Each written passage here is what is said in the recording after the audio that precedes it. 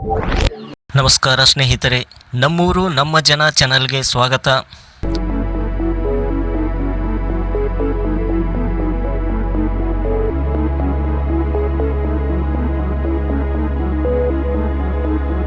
ಆಂಧ್ರ ಪ್ರದೇಶದ ನಂದ್ಯಾಳ ಜಿಲ್ಲೆಯಲ್ಲಿರುವ ರಹಸ್ಯಮಯ ಹಾಗೂ ಅತ್ಯದ್ಭುತ ಯಾಗಂಟೆ ಗುಹೆಗಳ ಬಗ್ಗೆ ತಿಳಿದುಕೊಳ್ಳೋಣ ಬನ್ನಿ.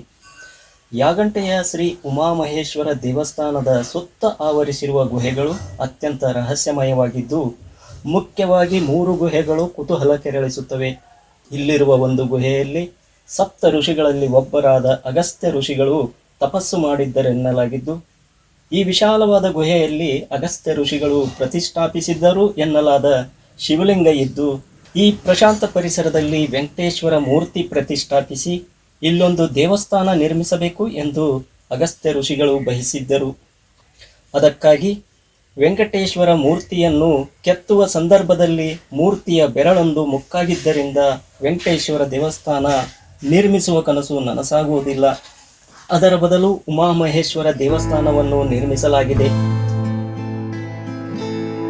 ಬೆರಳಿಗೆ ಮುಕ್ಕಾಗಿದ್ದ ವೆಂಕಟೇಶ್ವರ ಮೂರ್ತಿಯನ್ನು ಇಲ್ಲಿನ ಗುಹೆಯಲ್ಲಿ ಇರಿಸಲಾಗಿದ್ದು, ಈಗಲೂ ಅಲ್ಲಿ ವೆಂಕಟೇಶ್ವರನಿಗೆ ಪೂಜೆ ನಡೆಯುತ್ತದೆ.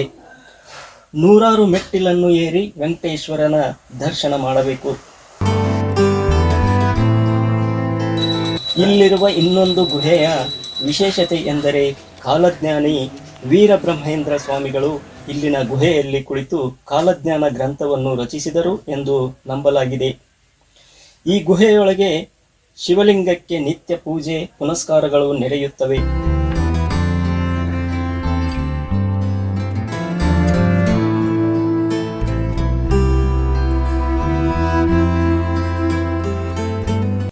ಈ ಎಲ್ಲ ಗುಹೆಗಳ ಒಳಭಾಗದಲ್ಲಿ ತಂಪಾದ ಶಾಂತ ವಾತಾವರಣ ಪ್ರವಾಸಿಗರಿಗೆ ವಿಶಿಷ್ಟ ಅನುಭವ ನೀಡುತ್ತವೆ.